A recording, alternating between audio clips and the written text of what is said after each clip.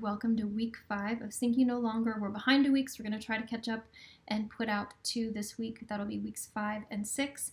And this is Rocky. Rocky's going to sit in with us today. As some of you know, I lost my sweet little Rambo several weeks ago, and Rocky needed a home, and I needed a little baby. So my husband and I saw him and read his story and decided that we would be his forever family. So you ready, Rocky?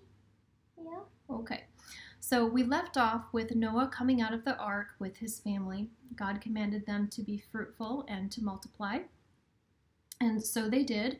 And several groups of people came to try to build a big tower. It was called the Tower of Babel.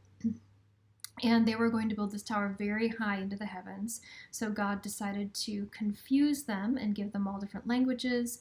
They couldn't communicate. It was chaotic, and he dispersed them throughout the earth. So after this, we began to read the story of Noah's 3 sons, one of which was Shem. And Shem is the father of a generation that produces Abram. Abram you are familiar with, as he later becomes Abraham. Well, as Abram is living his life, God meets him at a point in his life and begins to speak with him about land that he is going to promise to him and to his descendants. Through this adventure, we meet some kings that are on the earth, and we find a mysterious figure coming to meet Abram named Melchizedek. And Melchizedek is an interesting character.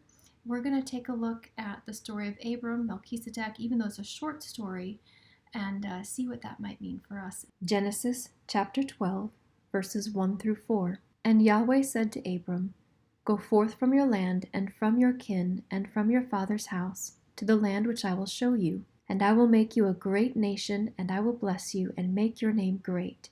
And so you shall be a blessing, and I will bless those who bless you, and the one who curses you I will curse. And in you all the families of the earth will be blessed." So Abram went forth as Yahweh had spoken to him, and Lot went with him.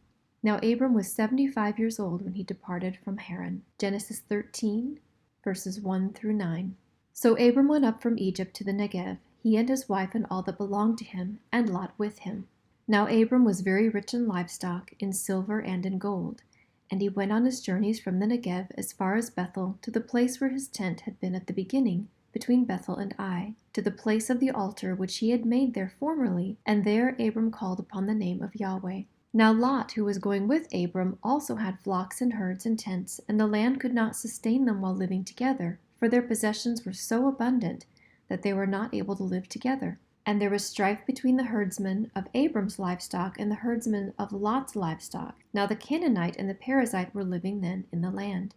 So Abram said to Lot, "Please let there be no strife between you and me, nor between my herdsmen and your herdsmen, for we are brothers. Is not the whole land before you? Please separate from me. If to the left, then I will go to the right. If to the right, then I will go to the left." Genesis 13, verses 14 through 18. And Yahweh said to Abram, after Lot had separated from him, "Now lift up your eyes and look from the place where you are, northward and southward and eastward and westward. For all the land which you see, I will give it to you and to your seed forever. And I will make your seed as the dust of the earth, so that if anyone can number the dust of the earth, then your seed can also be numbered. Arise, walk about the land through its length and breadth, for I will give it to you." We'll break for a moment. So many kings at this time were at war and brought this war to the land where Lot was living. Lot is Abraham's nephew. And as a result, Lot and all his possessions were taken captive. Now a fugitive comes and informs Abram of Lot's capture, and Abram gathers his men and comes to the rescue, recovering Lot, his possessions, and many women and children. So now let's continue. Genesis 14, verses 18 through 20. And Melchizedek, king of Salem, brought out bread and wine. Now he was a priest of God Most High. Then he blessed him and said, "Blessed be Abram of God Most High, possessor of heaven and earth, and blessed be God Most High, who has delivered your enemies into your hand." Then Abram gave him 1/10 of all. What do you think, Rocky? Yeah? Is that a good story? Yeah. Rocky enjoyed the story. So we see that after Abram defeats the kings, this high priest and king sort of comes out of nowhere in the story and gives Abram bread and wine. Abram gives him a tenth of the possessions. And so we see this figure that is very correlated to Christ in that he is a high priest. He is also a king. This King Melchizedek also is not related to any of the tribe of Levi because Levi has not even been born yet. And so the idea that the Mosaic law that some have was existing at this time and has always existed just is not true. The Mosaic law had not been given, and had it been given, Melchizedek could not have been a priest. It was against the law for anyone to be a priest of God who is not a Levite. Well, this is before Levi's time. This is before the Mosaic law's time. And so we're seeing not only a gift of bread and wine, which Jesus gives to his disciples at the Last Supper, that Passover. We see that he is king of righteousness. That's what Melchizedek means. My king is Sedek, or king of righteousness. And so there is this picture of Christ to come, where Christ is also not going to be under the Mosaic law as far as a priest. He does not have that genealogy. And remember, as we discussed earlier throughout the videos, Adam and Eve were given plants to eat specifically in the garden, all green foods, things from the trees. When Noah gets off the ark, we see that he made all things. All things are now food for him, and the animals live in dread of him. And we see later in the Mosaic law, the dietary rules change again.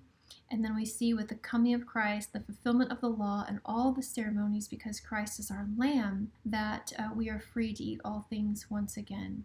And so when I look at the story of Melchizedek, this high priest, this king, offering bread and wine, Abram paying a tithe to him, meaning king of righteousness, king of Salem, king of Jerusalem, where there is no Levitical priesthood in place, it very much represents a time that is to come again.